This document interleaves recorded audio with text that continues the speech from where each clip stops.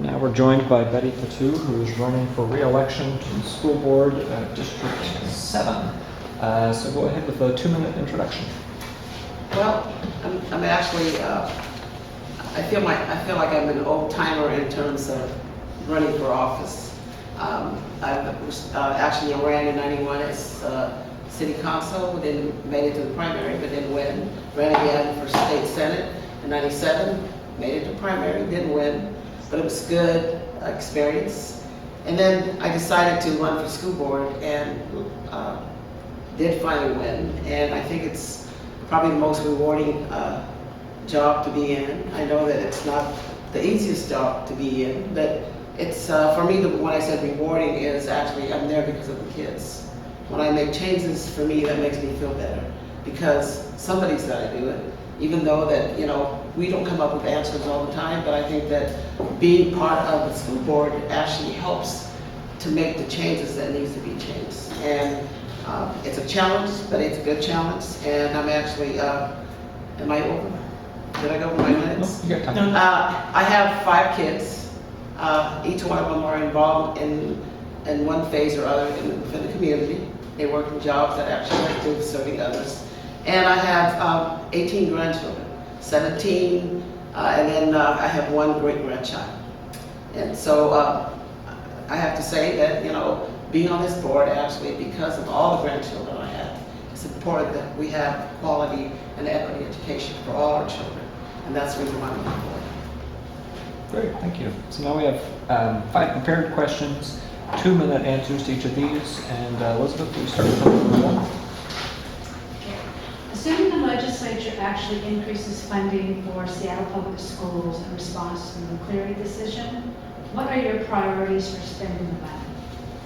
Well, right now, there's actually not full funds within each of our schools. And I believe that the money needs to go directly into schools to fully fund education within our schools. Not to add more staff into the school, but really looking at programs that have been very successful that, for instance, our counselors, you know, we have to take counselors out of the schools because we don't have enough funds to actually to keep them in there. And really looking at how do we spend funds in a more of a sustainable, wise way of actually doing it, because I think that a lot of times when we get so much money, we just don't really utilize the way it should be. And I think that when that money, you know, when we have extra money, that we really need to sit back and look at how are we really going to spend this money, what we're going to get out of these funds before we actually just hand them out to the schools. Looking at data, making sure that all the schools are doing what they need to do and follow through, that all kids are successful, because as we continue to look at all the funds that, for instance, for my district, for years people have been telling me that we pour a lot of money into the Southeast and we see no success in terms of academic data. Well, I think that since I've been on the board, that success has been, that community have actually, their data have keep going up. This year again, we see data going back up in terms of math and reading and really looking at that from a different perspective, because you can have a lot of money, but it's in terms of how you spend it and how do you utilize it. Mary, number 2. In your view, what is the appropriate role of the school board in determining curriculum, and what is your opinion on the current curriculum? I think that the boards really should be, have a lot of jurisdiction in terms of what needs to be taught into the schools. Because, you know, when they voted on that math for, that they have failed so many kids, it was actually, you know, I think that board is responsible, but also at the same time with, you know, comment from the teachers and also from the community. And I think what happened also should be piloted. You can't just, you know, bring a curriculum and just send it out and not knowing exactly whether it's going to be successful or not. Because number 1, it'd be a waste of money. Number 2 is that you waste a whole year of schooling for kids when you're teaching them and not really being able to move them into the direction that you want them to move. So I really think it is the board's responsibility to oversee curriculum, but also it's the board's responsibility to make sure that these curriculum are piloted and that teachers and communities and parents actually have input in terms of whether it's a good curriculum or not. Who knows their kids better than the parents do? Teachers also, they're the one who have to teach our kids. So we have to listen to what they have to say in terms of how or what curriculum that's best fit for their kids. David, number 3. What is your outreach strategy to make the district and its schools more approachable for non-English speaking families? Well, right now, we're really, we're working on, we have our community engagement that we have, and I really think that we could step it up a little bit. I don't think right now we're really reaching out to a lot of those parents. We tend to kind of, commercialize, and we think that, sending letters home, and then maybe a few parents are getting people to go in there and interpret for them. But I think that we really need to have a real community engagement in terms of targeting those particular families, because those are families that a lot of times we do not get a hold of, or they don't have any ideas of what we're talking about. And I think that the district needs to spend more time on those areas to make sure that we reach all parents instead of just some parents. Because the question I ask all the time when they come back to me and say, well, we've done community engagement, and I'll say, okay, tell me, what do you mean by community engagement?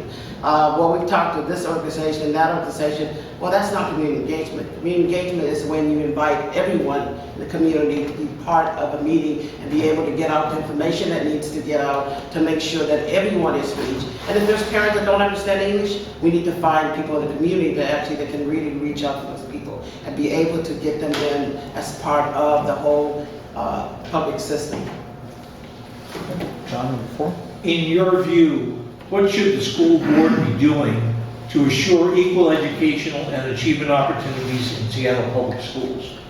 Well, number one is that I think it's the board's responsibility to make sure that the superintendent is actually monitoring his teaching and learning department to make sure that whatever implementation that they have within each schools, that they're following through with it. And also monitoring the ed directors that we send out to make sure that they work closely with the principal to make sure that what they're implementing in the schools actually is that kids are learning. And if kids are not learning, that's where they need to come back and let us know exactly what's going on. We look at data on a regular basis, but the fact is that we have to make sure that all kids are learning, which right now at this point, I don't think they are at this point. So it's actually the board's responsibility to make sure that the superintendent does his job in terms of what he needs to do and, build a fire underneath him, and it's the superintendent's job to let a fire underneath his assistant superintendent to make sure all this is followed through. And I know that doesn't happen right now. I get real frustrated at times because you want something to be done, but at the same time, it's not moving in the direction that you want it to go. So a lot of times, I'm one of those board directors that go off the governance line. They tell us you're not supposed to do this. You're only supposed to be sitting down doing governance piece and not tell the superintendent what to do. Well, that may be so, but the superintendent's not doing his job. And I feel like it's my job to make sure that the superintendent does what he needs to do in order for our children to be successful. And if things are not moving, then you know what? Then I feel like it's my responsibility to move them along so that way we can see progress taking place. I don't know whether that's the answer you want to hear, but That's the answer you gave us. All right. And John, number 5. Okay.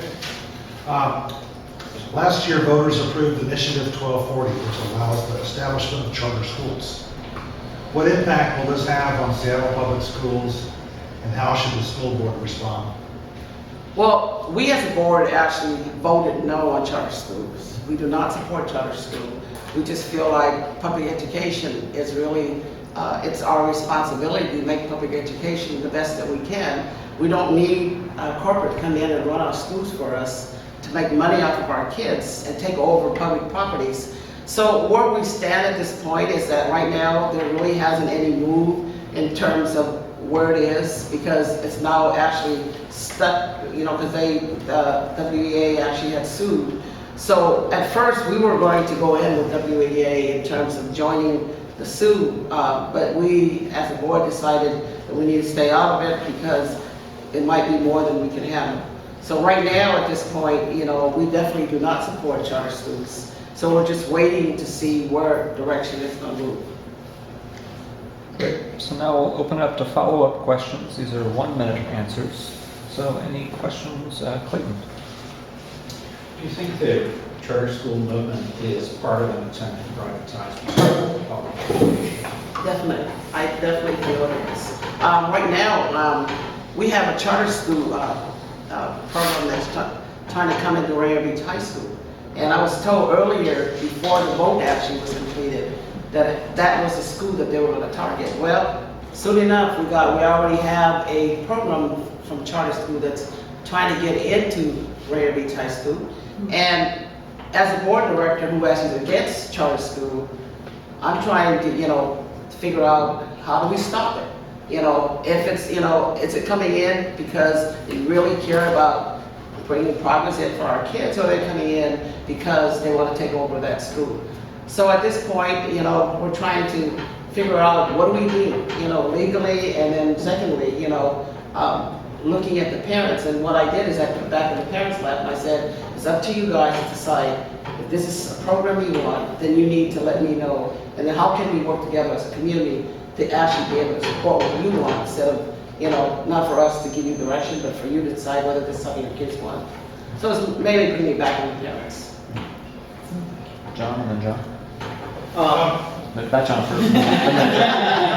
What's John? John A and then John C. And to follow up to that, do you feel that the charter schools are targeting classes of students, which, AB students, or is there a target audience in mind for the charter schools? I think they are. They're targeting low-income kids that are actually at risk. And those are easier to target because they can name all the problems that's going on and saying that the district have not done their job. And like I said, when I first got into the Southeast, when I first became the board director, my whole first goal was to move the direction of the Southeast district. Looking at all the schools that were actually level 1 when I came in, we had 9 level 1 schools when I came into office. We now have 4 left. Why? Because I've been working very closely with the principals, telling them, you need to move at this level by this certain date, and then working together with them to collaborate in partnership to make sure that they are moving all the kids forward and not just, continue to do the same things that weren't working many years ago. We need to look at that and be able to see what we can do to actually provide creative ideas to move these kids forward. And like I said, they've been moving up. This year again, Rainier Beach, I think, has gone 69% in terms of reading and writing, which is a great thing. John C. I have 2 parts to my question. The first part is, how long have you been on the school board? This is my first term. I'm 4 years now. So I'm ending 4 my years. first term and going into my second term. Second part of the question is, on a But scale... I worked for the district for 32 years. Oh, you did? Okay. Yes. On a scale of 0 to 100, what would you rate the current school board at in terms of its overall success? I would say for this school board that just came in, Well, is it getting out? then I would probably rate it 70. 70. Maybe when I first got on there, it was down at 0. I think we moved a lot of stuff forward. Number 1 was the most important, was community engagement, transparency. The district for many years did not want to share a lot of their business with the community and then with the public. And for me is that we are a public entity. The community puts a lot of money into these district, and it's only fair that we let the district, let everybody know about not only our finances, our data in terms of improvement of our kids, just the overall of the Seattle Public School. And you have to say that we're now, for the first time, budget is on the website. If you haven't noticed that, our budget's actually on the website, and we keep them accountable in various pockets of budget within the capital budget. That's another budget that's really high. There's millions of dollars in that, and a lot of people don't know exactly where that money is going. So, Great. So we have time for a few more questions, Elizabeth. So would you vote to eliminate the advanced learning program?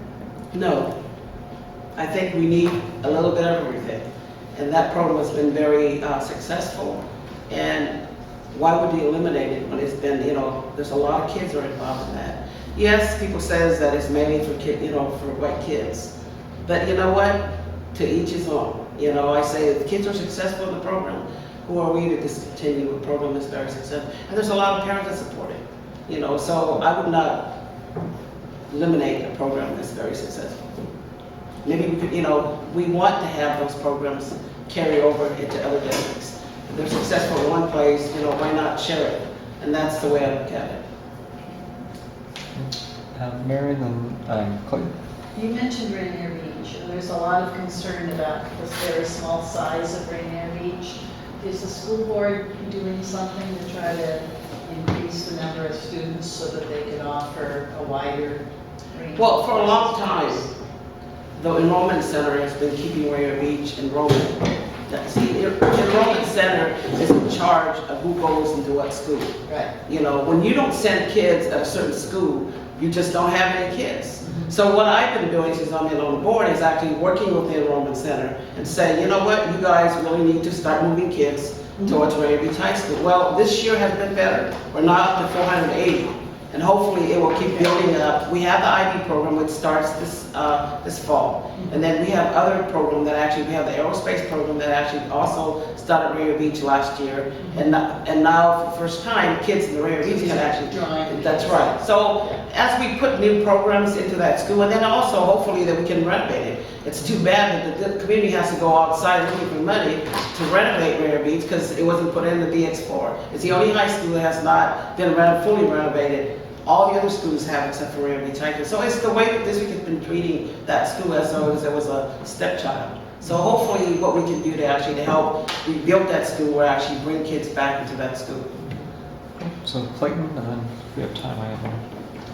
A long time ago, advanced placement curricula used to be used as a tool to achieve a parent integration.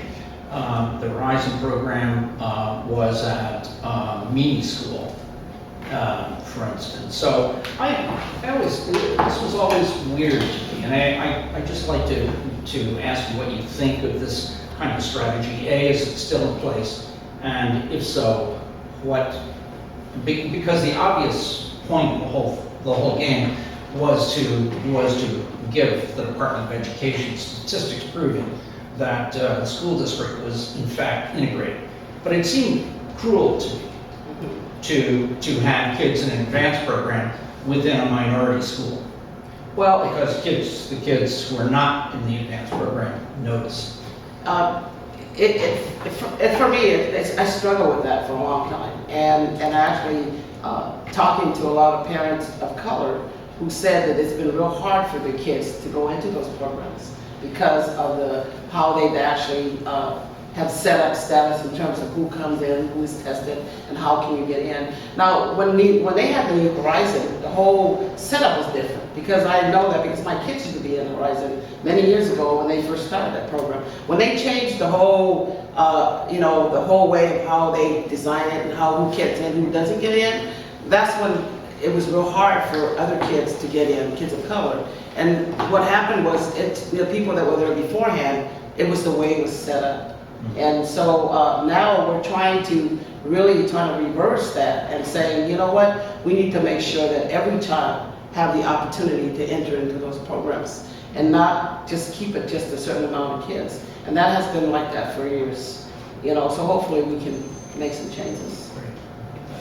So my question, you'd mentioned how being on the school board is a difficult job, and I think we all know it's part-time, it's unpaid, and there's no staff support. It's not part-time, it's full-time. It's full-time. I guess what I mean is it's not a full-time paid job, it's a full-time unpaid job. Exactly. And you don't have any support staff. And it's a district with a $1 billion budget.